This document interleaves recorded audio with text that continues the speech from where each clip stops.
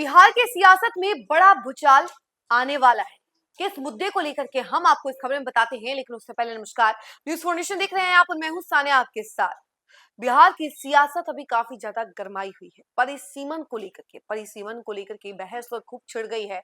और इसी बीच अब खबर ऐसे सामने आ रही है जिसे जानकर आपको भी काफी ज्यादा हैरानी होगी और इससे बिहार की सियासत में भूचाल आना तय है। चलिए हम आपको बताते हैं कि आखिर मामला क्या है।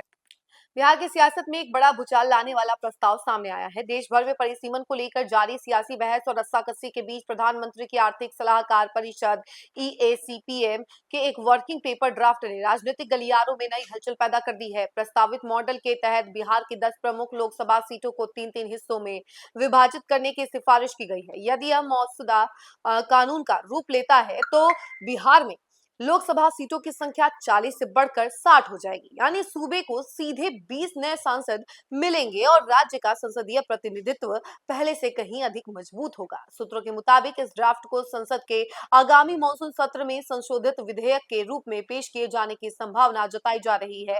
हालांकि अंतिम फैसला संसद की विधायी प्रक्रिया और राजनीतिक सहमति पर निर्भर करेगा। प्रस्ताव का उद्देश्य उत्तर और दक्षिण भारत के बीच लंबे समय से चल रही प्रतिनिधित्व के बहस का संतुलित समाधान निकालना बताया जा रहा है। ड्राफ्ट के अनुसार देश भर में कुल 281 नई लोकसभा सीटें जुड़ने का सुझाव किया गया है। इसके बाद लोकसभा की कुल सदस्य संख्या 543 से बढ़कर 884 हो जाएगी। यह अब तक का सबसे बड़ा संसदीय पुनर्गठन माना जा रहा है। आर्थिक सलाहकार परिषद की सदस्य शमिका रवि द्वारा तैयार इस मॉडल में केवल जनसंख्या को आधार नहीं बनाया गया है। परिसीमन के लिए 7 प्रमुख मानदंड तय किए गए हैं, जिनमें संसदीय क्षेत्र का भौगोलिक विस्तार, शहरी आबादी का घनत्व, अनुसूचित जाति एवं अनुसूचित जनजाति की आबादी, भाषाई विविधता, मतदान केंद्रों की संख्या और चुनावी भागीदारी जैसे पहलुओं को भी शामिल किया गया है। वर्ष 2009 से 2024 तक के लोकसभा चुनावों के मतदान रुझानों और सामाजिक समीकरणों और क्षेत्रीय संरचना का भी गहन अध्ययन इस मॉडल की बुनियाद बताया गया है, ताकि किसी भी वर्ग की राजनीतिक हिस्सेदारी प्रभावित न हो। बिहार में जिन 10 लोकसभा क्षेत्रों को 3 हिस्सों में बांटने का प्रस्ताव है, उनमें पटना साहिब, पाटलिपुत्र, मुंगेर, आरा, बेगूसराय, सारण, दरभंगा, मधुबनी, झंझारपुर और महाराजगंज शामिल है। इस व्यवस्था के लागू होने पर इन 10 सीटों से वर्तमान के 10 सांसदों के बजाय 30 सांसद लोकसभा पहुंचेंगे। वहीं देश भर में 373 लोकसभा क्षेत्रों की सीमाएं यथावत रखने और 59 सीटों को 2 हिस्से और 111 सीटों को 3 हिस्सों में पुनर्गठित करने का प्रारूप तैयार किया गया है। सिर्फ बिहार ही नहीं बल्कि झारखंड के संसदीय नक्शे में भी बड़े बदलाव का प्रस्ताव रखा गया है।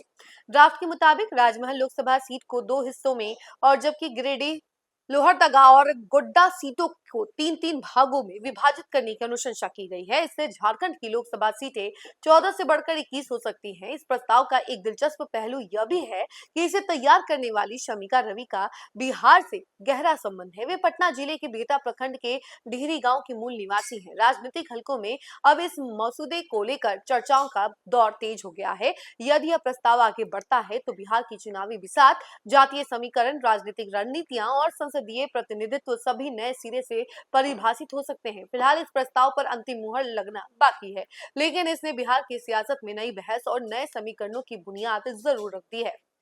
तो देखा आपने कि बिहार की सियासत में एक बार फिर बड़ा नया भूचाल आने वाला है और इसको लेकर के सभी राजनीतिक पार्टियां जो है कहीं ना कहीं स्तब्ध है कि आखिर क्या क्या होने वाला है।